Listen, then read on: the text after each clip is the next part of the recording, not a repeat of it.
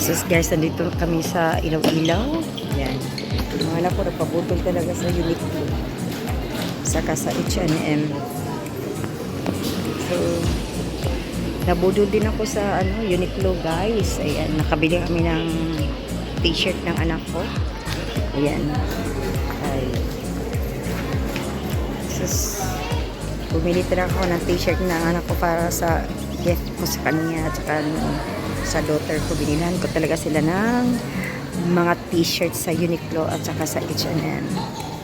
Ayan, nabudo talaga si Ellie Betty. So for now we are here at Ilaw-Ilaw. So it's a yogurt.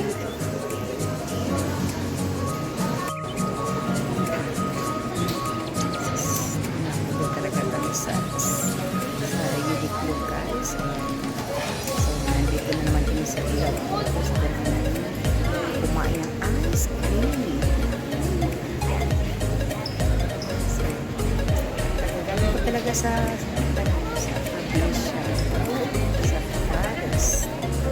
Gusto talaga ako dito sa SM.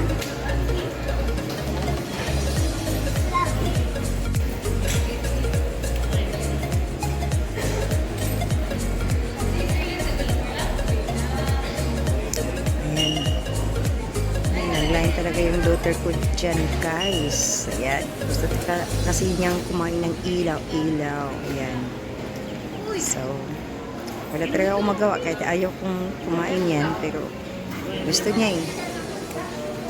So, wala tayong magawa guys. Kaya, kainan tayo ng ilaw-ilaw. Ayan.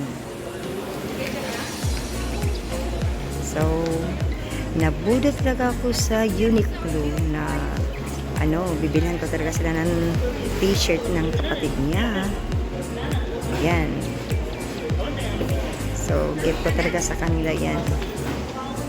Hindi ako ng t-shirt sa kanyang kapatid, yung brother niya at saka sa kanya. So, budo lang talaga tayo ngayon guys. So, wala talagang magawa sa LBT. Bumili na lang talaga yan.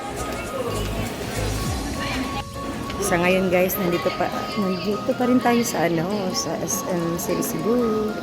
Ayan. So, hintay ako ng anak ko. Hintay ko siya kasi ayan, nag-line siya dyan.